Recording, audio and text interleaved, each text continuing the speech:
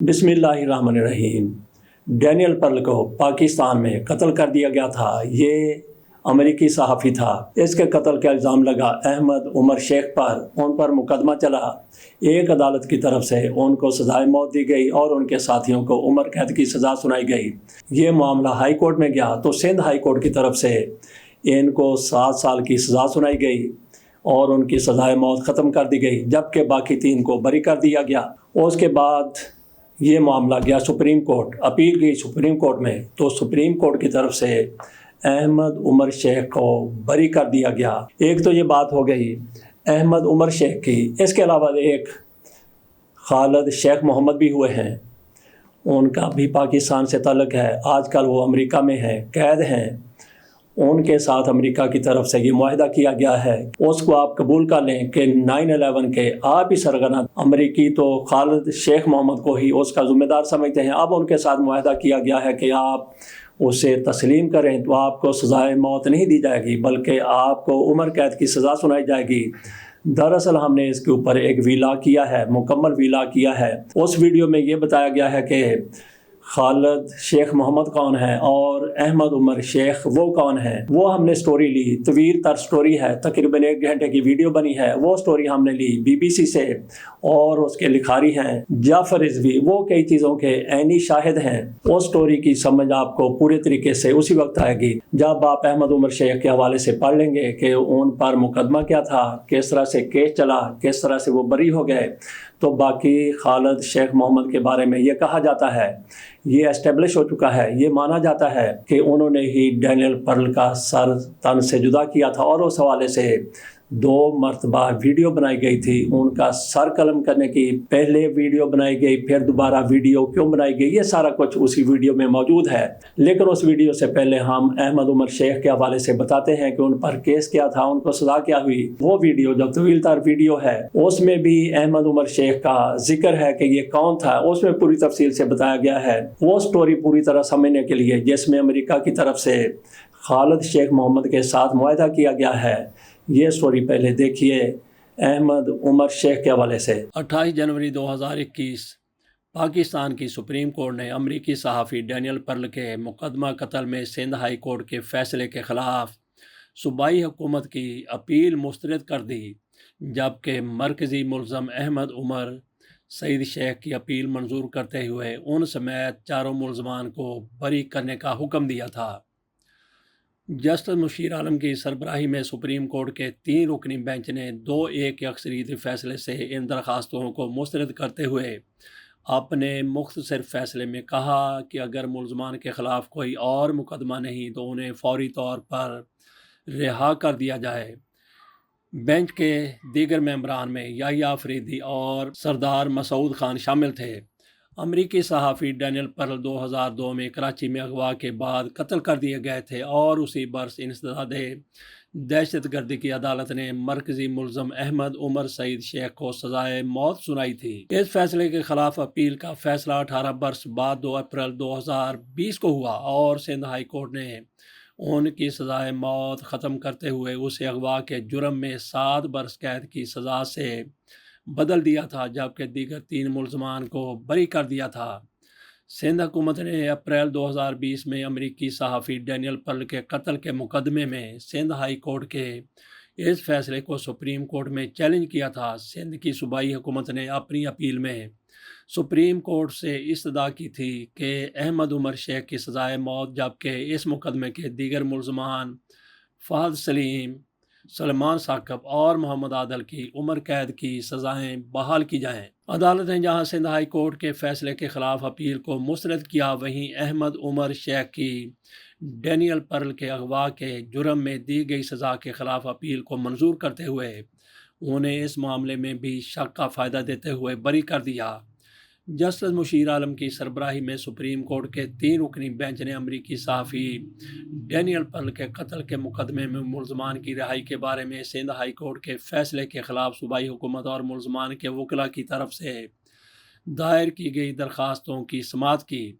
Bench میں موجود جج یحییٰ آفریدی نے سندھ کے پراسیکیوٹر جنرل فیاض شاہ سے استفسار کیا کہ گزشتہ سماعت کے بعد انہوں نے دعویٰ کیا تھا کہ احمد عمر سعید شیخ کے جیل میں رہ کر شدت پسندوں کے ساتھ رابطے تھے، تو کیا اس بارے میں کوئی شواہد سامنے آئے ہیں؟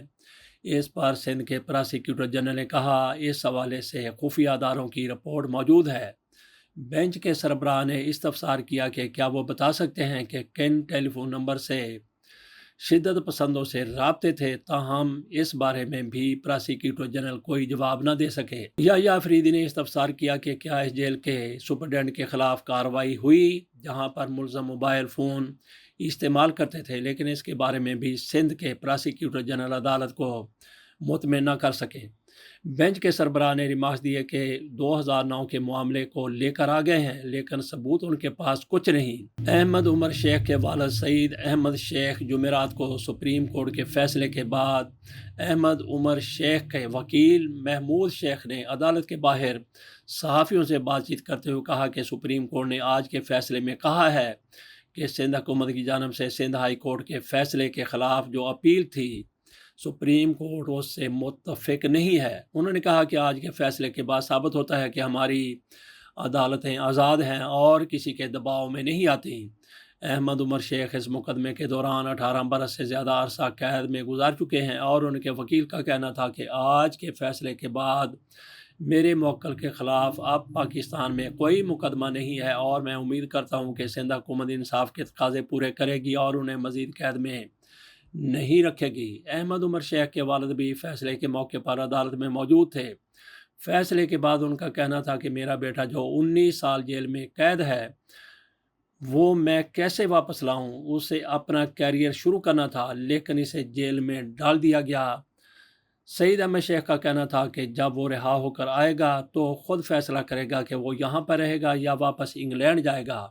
ادھر ڈینیل پرل کے خاندان کی جانب سے کہا گیا ہے کہ انہیں پاکستانی سپریم کورٹ کی جانب سے ڈینیل پرل کو اغوا اور قتل کرنے والے احمد عمر شیخ اور دیگر ملزمان کی رہائی کے فیصلے سے دھچکا لگا ہے۔ ٹویٹر پر سلسلہ وار پیغامات میں مقتول امریکی صحافی کے خاندان کی جانب سے کہا گیا کہ آج کا فیصلہ انصاف کے عمل کو توڑنے مروڑنے کے برابر ہے اور ان قاتلوں کی رہائی سے پاکستانی عوام اور صحافیوں کو خطرہ لاحق ہوا ہے۔ ہم امریکی حکومت پر زور دیتے ہیں کہ وہ اس ناانصافی کو درست کرنے کے لیے تمام ضروری اقدامات کرے۔ پرل خاندان کی جانب سے یہ بھی کہا گیا کہ ہمیں امید ہے کہ پاکستانی حکام انصاف سے ہونے والے اس مذاق کو درست کرنے کے لیے تمام ضروری اقدامات کریں گے اور کسی بھی قسم کی ناانصافی ڈینیل پرل کے لیے انصاف کے حصول کی جنگ میں ہمارے عزم کو شکست نہیں دے سکتی۔ سندھ ہائی کورٹ کے فیصلے کے بعد حکومت نے ان تمام ملزمان کو نظر بند کر دیا تھا، تاہم دسمبر 2020 میں سندھ ہائی کورٹ نے ہی احمد عمر شیخ سمیت 4 ملزمان کی نظر بندی کے نوٹیفیکیشن کو کالعدم قرار دے کر ملزمان کو فوری طور پر جیل سے رہا کرنے کا حکم دیا تھا، تاہم عدالت نے تمام ملزمان کے نام ایگزٹ لسٹ میں شامل کرنے کو بھی کہا تھا۔ 27 جنوری کو ایک غیر معروف تنظیم the national movement for the restoration of Pakistani sovereignty کی جانب سے دھمکی آمیز پیغام منظر عام پر آیا تھا کہ اگر 24 گھنٹے کے اندر گوانتانامو میں قید پاکستانی کو رہا نہ کیا گیا، پاکستان کو F-16 ہتھیار فراہم نہ کیے گئے اور تاوان ادا نہ کیا گیا تو امریکی صحافی کو ہلاک کر دیا جائے گا۔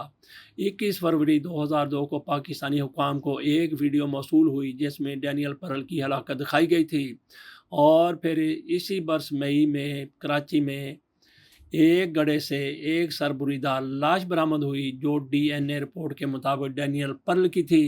اس معاملے میں کراچی کے آرٹلری گراؤنڈ تھانے میں فہد نعیم، سید سلیمان ثاقب، شیخ عادل، احمد عمر شیخ کے خلاف امریکی صحافی کے اغوا اور قتل کا مقدمہ درج کیا گیا تھا اور انسداد دہشت گردی کی عدالت نے جرم ثابت ہونے پر احمد عمر شیخ کو سزائے موت جبکہ باقی 3 مجرمان کو عمر قید کی سزا سنائی تھی۔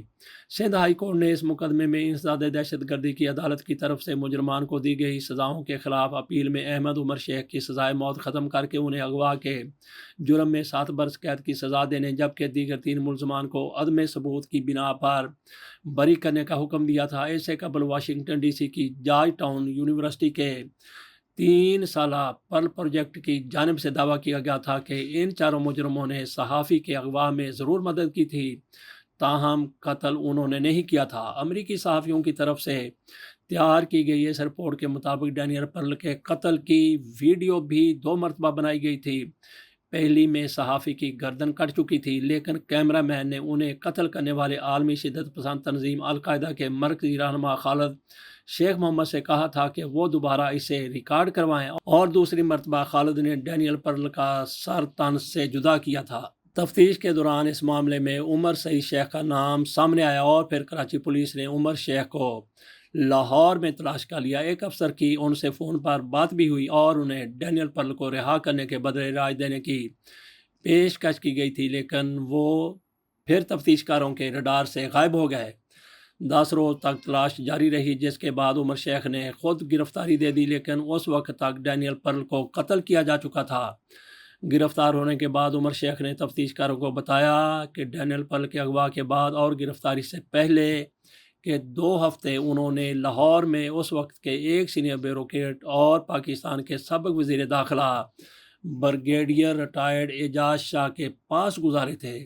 ڈینیل پرل کے اغوا اور قتل میں شامل افراد پر مقدمہ امریکہ میں چلانے کا فیصلہ ہوا، لیکن پاکستانی حکومت نے عمر شیخ کو امریکہ کے حوالے کرنے سے انکار کر دیا تھا۔ پھر پاکستان میں اس مقدمے میں 2002 میں عمر شیخ کو انسداد دہشت گردی کی عدالت نے سزائے موت سنائی تھی، جس پر اپیل کا فیصلہ 18 برس بعد 2 اپریل 2020 کو ہوا اور سندھ ہائی کورٹ نے ان کی سزائے موت ختم کرتے ہوئے اسے اغوا کے جرم میں 7 برس قید کی سزا میں بدل دیا۔ عمر سعید شیخ کون تھا اور خالد شیخ محمد کون تھا؟ ان کا اس معاملے میں کیا کردار تھا؟ ڈینیل پرل کے حوالے سے ڈینیل پرل کو کس طرح قتل کیا گیا، کیسے اس کو اغوا کیا گیا، یہ ایک طویل اور مکمل رپورٹ وہ بھی BBC پر شائع ہوئی تھی، آپ کے سامنے رکھیں گے اگلے ویلاگ میں۔ اجازت دیجیے، اللہ حافظ۔